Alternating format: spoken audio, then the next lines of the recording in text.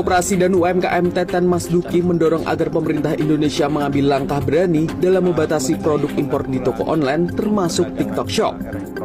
Dalam hal ini, Teten berkaca dari India dan Amerika Serikat yang berani melarang operasional TikTok. Hai Amici, hari ini kita bakalan bikin video Get Ready With Me lagi. Kita akan ngebahas yang lagi seru-seruan. Dan hari ini aku mau bikin video morning skincare rutin edisi lagi jerawatan nih. Di area sini aku lagi jerawatan. Dan aku bakal ngasih lihat sama kalian sambil ngobrolin hal-hal yang lagi rame banget. Nah sekarang aku mau nanya dulu, kalau kalian biasanya kalau belanja lebih suka online atau offline?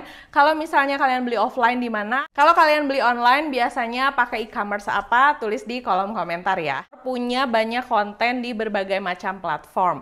Kayak yang pertama aku bikin di YouTube. Biasanya aku tuh di YouTube ngasih link-link rekomendasi produk yang nanti akan nyambung ke toko oren. Kenapa? Supaya kalian gampang kalau mau beli produk yang aku bahas. Jadi nggak repot nyari-nyari gitu. Terus yang kedua aku juga punya konten di Instagram. Biasanya kalau di Instagram tuh lebih personal. Aku nge-share kegiatan daily aku. Dan yang terakhir aku juga punya di TikTok. Kalau di TikTok aku juga banyak nge-review-review, tapi biasanya itu videonya lebih pendek-pendek. Hari ini sambil morning skincare rutin, dan step pertama aku mau pakai skincare dari Nama Skin. Ini udah segini nih, aku suka banget kalau untuk memulai hari pakai toner ini, dan sejujurnya aku suka juga dengan aplikatornya yang tinggal disemprot-semprot aja.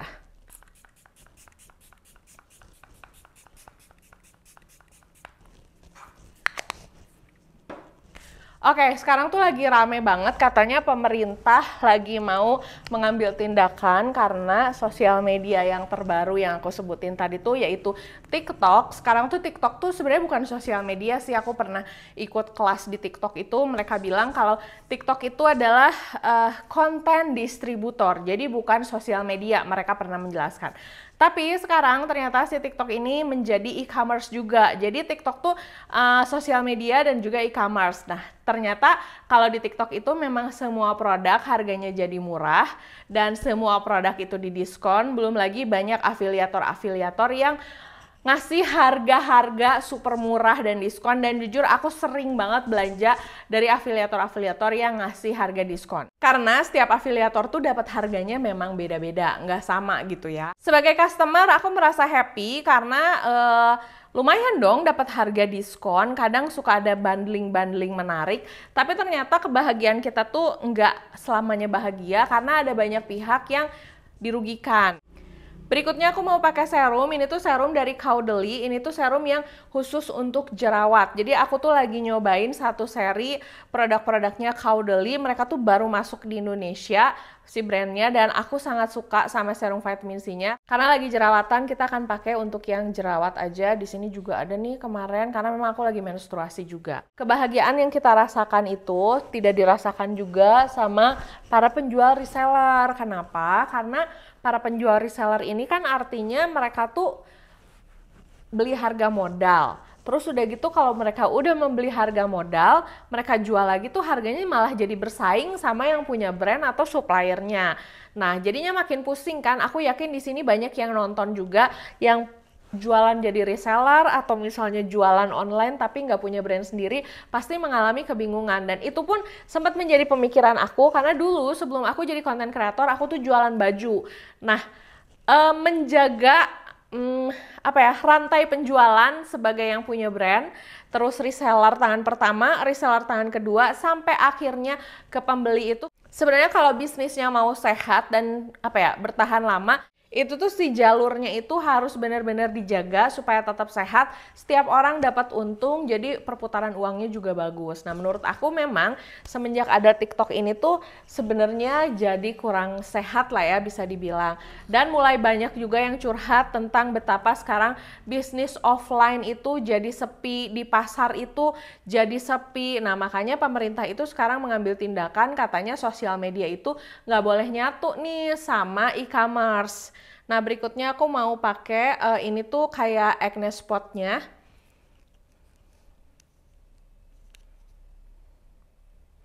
Untuk acne spotnya ini dipakainya dikit aja. Terus dia tuh kalau aku sih biasanya aku pakai pagi dan malam ya. Karena dia juga warnanya transparan, terus cepet banget bikin jerawat kempes nih kayak yang ini. Kemarin aku pakai. Terus di area sini juga. Nah, biasanya kalau misalnya ada sisa-sisa gini, suka aku pakein di area hidung juga. Biasanya bagus buat komedo sih.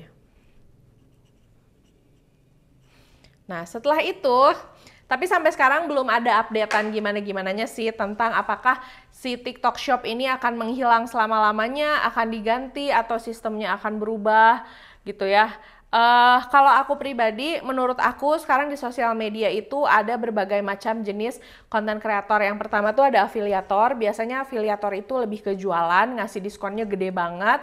Dan mereka nggak nge-review sih. Biasanya kalau afiliator itu goals-nya adalah menjual produk sebanyak mungkin. Nah, biasanya kalau untuk afiliator, aku jujur aja ya, kalau afiliator tuh kadang suka ada yang ngasih info-info yang misleading. Kayak misalnya, produknya bisa untuk mencerahkan nggak? Bisa. Pokoknya jadinya segalanya tuh bisa. Yang penting orang check out dan melakukan transaksi sekarang. Itu afiliator. Nggak semua, tapi ada yang seperti itu. Terus yang kedua, ada yang content creator expert. Biasanya mereka itu dokter, terus udah gitu skincare formulator atau makeup formulator atau makeup artist yang memang sudah terakreditasi, punya sertifikat. Nah, biasanya mereka tuh memberikan review berdasarkan ilmu yang mereka punya. Dan yang terakhir itu ada reviewer seperti aku. Aku kan bukan dokter, bukan formulator, tapi aku pakai produknya dan aku share sama kalian berdasarkan hasil penggunaan di kulit wajah aku.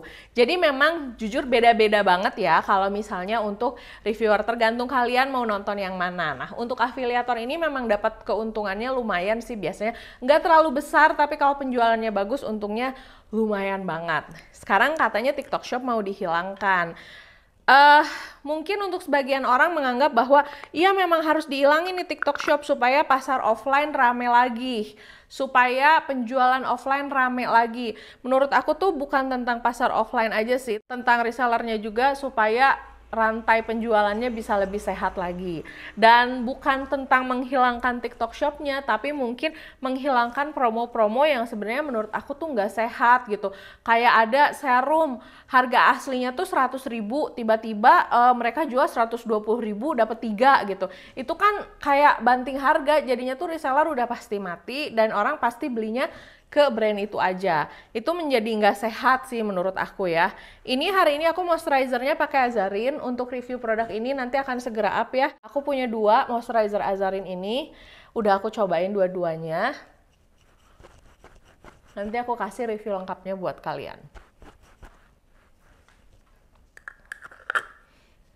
Nah begitu jadinya tuh kayak tidak sehatnya bukan lebih karena dengan kehadiran TikTok Shop sehingga semua orang susah. Enggak, tapi justru mungkin promosi-promosi bakar uang di TikTok Shop inilah yang membuat rantai penjualan itu menurut aku jadi tidak sehat antara reseller, pembeli gitu, dan juga penjualan offline. Dan jujur ya, aku tuh orang yang kalau make up atau skincare kadang lebih suka beli ke toko offline karena memang aku sering banget keluar, bukan orang yang sering di rumah gitu. Jadi aku seneng kalau misalnya datang ke toko, sekalian beli langsung aku pegang gitu barangnya. Cuman memang sekarang itu bisa dibilang ya produk apapun yang aku cari ini mostly biasanya launchingnya di TikTok. Jadi kayak ini tuh disebut monopoli juga bisa sih, sehingga si produk-produknya tuh udah nggak ada di toko offline. Sampai akhirnya orang-orang juga mungkin jadi males juga belanja ke tempat toko offline. Jadi ya udahlah online aja, tuh online lebih lengkap. Online tinggal duduk-duduk aja. Padahal nggak semua orang kok suka belanja online. Aku suka belanja offline, suka banget karena setelah bayar langsung pegang produknya, nyampe ke rumah bisa langsung coba, bisa langsung ngecek gitu. Nah, tapi karena memang si produknya tidak disediakan secara offline, jadinya kan mau nggak mau kita ya udah beli online aja gitu karena memang launchingnya di online, dijualnya di online.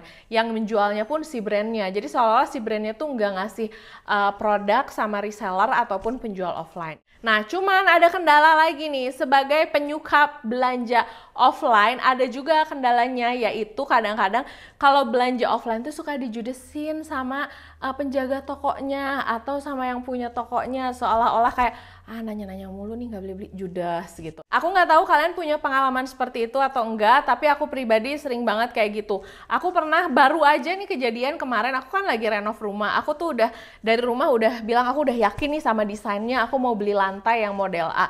Pas nyampe ke sana tuh si mbaknya tuh malah jutek sama aku, dan si mbaknya tuh malah kayak lantai lagi aku lihat, lagi aku nilai-nilai, kayaknya belinya krem atau abu ya. Aku masih rada kurang yakin, lagi nyocokin warnanya, langsung dia beresin dong. Diberesin padahal aku lagi ngeliatin. Dan menurut aku itu terjadi beberapa kali sama aku saat belanja offline. Pelayanannya itu memang kayak males-malesan gitu. Mungkin kalau misalnya pelayannya rada malas-malasan karena capek atau misalnya karena tokonya lagi penuh banget, is okay gitu ya. Kita juga harus ngantri. Tapi kadang saat toko lagi sepi, terus kayak merekanya juga kelihatan lagi ngobrol, tapi kadang suka dijutekin atau suka kayak males-malesan, terus kayak mereka tuh nggak mau menjawab pertanyaan kita. Itu juga jadi kendala. Jadi jangan cuman menyalahkan bahwa wah gara-gara penjualan online, gara-gara TikTok Shop nih penjualan offline sepi. Kemarin aku nge-share juga di Instagram aku, ini aku lagi pakai sunscreen dulu ya. Hari ini pakai sunscreen dari True Eve, aku lagi nyobain 2 sunscreen mereka, yang ini udah mau habis sih, aku suka banget sama ini. Nah, aku tuh nge-share tentang pengalaman aku belanja di toko offline. Aku bilang bla bla bla begini. Lalu banyak juga yang cerita, emang Kak, aku dulu kalau beli make up tuh senengnya beli offline karena bisa sekalian ngetes testernya atau setidaknya melihat testernya dengan langsung lah, biar nggak kayak beli kucing dalam karung gitu. Tapi sekarang udah hampir jarang, dan tujuannya tuh bukan karena adanya TikTok Shop ataupun toko online, tapi karena saat beberapa kali belanja di toko offline tuh CBA-nya tuh kayak entah ngejudesin atau ngesinisin, atau kadang suka jadi ngeledek kulit kita, misalnya oh kulitnya hitam sih, oh kulitnya jerawat, nah hal-hal yang kayak gitu. Jadi kadang kalau misalnya kita menyalahkan cuman gara-gara TikTok Shop nih, gara-gara online, mungkin bisa diperhatikan juga pelayanannya seperti apa. Aku ulangin ya, tidak semua, tapi ya memang ini banyak terjadi. Ini tuh sebenarnya permasalahan yang ada di pemikiran aku, dan kayaknya harus kita benahi sama-sama juga, karena kalau enggak nanti lama-lama itu kan orang-orang tuh kalau misalnya terlalu banyak ngasih diskon, nantinya tuh promo yang berlaku di mereka tuh hanya diskon, bukan tentang menciptakan produk yang baik gitu. Ada beberapa produk yang aku perhatikan produknya tuh bagus banget, tapi karena mungkin nggak bisa bersaing harga diskon, jadinya penjualannya kecil, padahal produknya asli sebagus itu. Jadi menurut aku ini tuh merupakan salah satu permasalahan yang harus bisa diselesaikan, karena kalau enggak, dunia per skincarean, dunia per make upan, jadi kayak nggak berlomba-lomba menciptakan produk bagus, cuman berlomba-lomba ngasih harga diskon. Yang penting brand A ngasih gini, ya udah brand gue bisa ngasih harga setengahnya biar lebih laku. Jadinya bukan tentang gimana caranya membuat orang kulitnya lebih sehat, gimana caranya ngasih ingredients yang terbaik. Jadinya nggak kayak gitu. Makanya menurut aku sebaiknya permasalahan ini segera diselesaikan sih ya. Entah itu dari TikTok Shop-nya, entah itu dari peningkatan pelayanan yang di toko offline. Yaudah, ini aku udah selesai, udah pakai sunscreen. Mau siap-siap karena hari ini aku mau beli steker listrik dan mau ngurusin kaca untuk rumah. Doakan ya, semoga rumah aku cepet jadi, karena sekarang aku lagi tinggal di studio dan udah lumayan homesick sih, karena studio aku tuh kan banyak barang berantakan, sedangkan biasanya studio sama rumah aku tuh terpisah, jadi kayak lebih tenang dan lebih rapih aja gitu. Oke, makasih udah nonton videonya dari awal sampai selesai. Jangan lupa untuk like, comment, dan subscribe, dan follow juga Instagram aku, Jiglisius, S-nya ada 2. Sampai ketemu di video berikutnya. Dah!